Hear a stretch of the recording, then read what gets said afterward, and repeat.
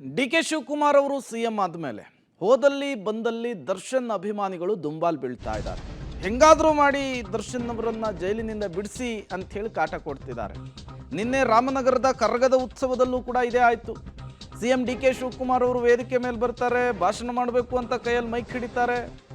ಕೆಳಗಿದ್ದವರು D boss ಅಂತ ಹೇಳಿ ಘೋಷಣೆ ಕೂಗೋದಕ್ಕೆ ಶುರು ಹಚ್ಕೋತಾರೆ. ಈ ವೇಳೆ ದರ್ಶನ್ ಅಭಿಮಾನಿಗಳ ಮೇಲೆ ಗರಂ ಆಗಿಬಿಟ್ಟಿದ್ದಾರೆ ಸಿಎಂ ಡಿ ಕೆ ಶಿವಕುಮಾರ್ ಅವರು. ನಿಮ್ಮ ಭಾವನೆ ನನಗೆ ಅರ್ಥ ಆಗುತ್ತೆ, ಬಹಿರಂಗವಾಗೆಲ್ಲ ಅದನ್ನ ಮಾತನಾಡೋದಕ್ಕಾಗಲ್ಲ, ಸುಮ್ಮನಿರಪ್ಪ ಅಂತ ಹೇಳ್ತಾರೆ. ಕೇಳೋದೇ ಇಲ್ಲ. ನೀವು ಹಿಂಗೆ ಮಾಡಿನೇ ತೊಂದರೆ ತಂದುಕೊಳ್ತಾ ಇದ್ದೀರಾ, ನಿಮ್ಮ ಬಾಸ್ಗೂ ಕೂಡ ತೊಂದರೆ ತರ್ತಿದ್ದೀರಾ ಅನ್ನೋ ಅರ್ಥದಲ್ಲಿ ಮಾತನಾಡ್ತಾರೆ. ಮಾತನಾಡಲ್ಲ ಅಂಥೇಳಿ ಕೊನೆಗೆ ಡಿ ಕೆ ಶಿವಕುಮಾರ್ ಅವರೇ ಮೈಕನ್ನು ಬಿಟ್ಟು ಹೋಗ್ತಾರೆ. ಆ ರೀತಿಯಲ್ಲಿ ನಿನ್ನೆ ದರ್ಶನ್ ಅಭಿಮಾನಿಗಳು ರಾಮನಗರದ ಕರಗ ಉತ್ಸವದಲ್ಲಿ ಘೋಷಣೆಯನ್ನು ಕೂಗಿರುವಂಥದ್ದು.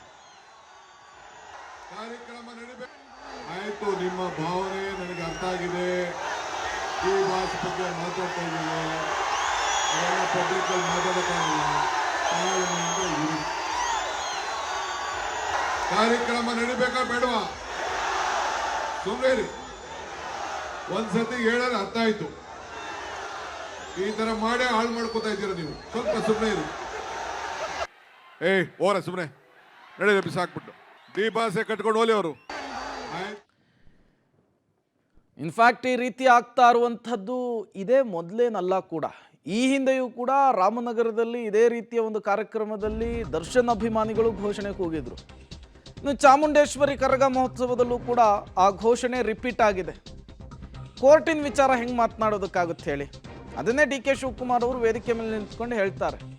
ನಾನು ನಿಮ್ಮ ಸೇವಕ, ಅದನ್ನು ಗಮನದಲ್ಲಿಟ್ಕೊಳ್ಳಿ ಅಂಥೇಳಿ ಹೇಳ್ತಾರೆ. ಬಹಿರಂಗವಾಗಿ ಕೋರ್ಟ್ ವಿಚಾರವನ್ನೆಲ್ಲ ಮಾತನಾಡೋದಕ್ಕಾಗಲ್ಲ ಅಂಥೇಳಿ ಕನ್ವೆ ಮಾಡ್ತಾರೆ. ನಾನು ಪ್ರಾರ್ಥನೆ ಮಾಡಿಯೇ ಸಿ ಎಂ ಆಗಿದ್ದೇನೆ, ನೀವು ಕೂಡ ಪ್ರಾರ್ಥನೆ ಮಾಡಿ ಅಂಥೇಳಿ ದರ್ಶನ್ ಅಭಿಮಾನಿಗಳಿಗೆ ವೇದಿಕೆಯ ಮೇಲಿಂದ ಡಿ ಕೆ ಶಿವಕುಮಾರ್ ಅವರು ಸಲಹೆಯನ್ನು ಕೊಟ್ಟಿದ್ದಾರೆ. ದರ್ಶನ್ ಅಭಿಮಾನಿಗಳಿಗೆ ಡಿ ಕೆ ಶಿವಕುಮಾರ್ ಅವರು ಕೊಟ್ಟಂತಹ ಸಲಹೆ ನಿನ್ನೆ ರಾಮನಗರದಲ್ಲಿ. ಕೋರ್ಟರ್ ವಿಚಾರ ಇಲ್ಲಿ ನನ್ನ ಮೇಲೆ ಒತ್ತಡ ಹೇಳಕ್ ಹೋಗ್ಬೇಡಿ. ನಾನು ಇಲ್ಲಿ ಕೋರ್ಟರ್ ವಿಚಾರ ನಾನೆಲ್ಲ ಮಾತಾಡಕ್ ಆಗಲ್ಲ.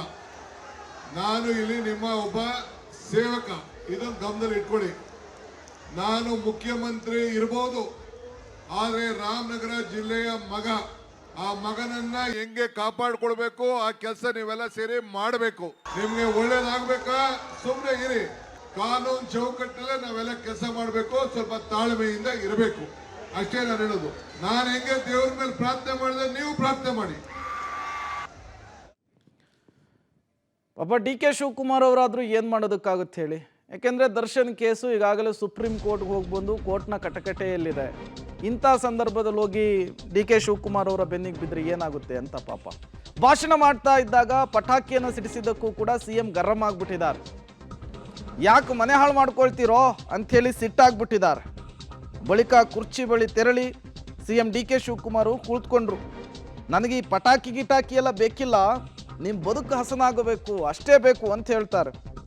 ನಿಮ್ಮ ಅಭಿವೃದ್ಧಿ ಬೇಕು ಅಂಥೇಳಿ ಸಿಎಂ ಡಿ ಕೆ ಶಿವಕುಮಾರ್ ಅವರು ವೇದಿಕೆಯಲ್ಲಿ ಮಾತನಾಡಿದ್ದಾರೆ. ಈ ಕರಗ ಮಹೋತ್ಸವಕ್ಕೆ ಬಂದಿದ್ದೇನೆ ನಾನು. ಪಟಾಕಿ ಹೊಡೆದು ಯಾಕೆ ಹಾಳು ಮಾಡ್ತಾ ಇದ್ದೇನೆ ನೀವು?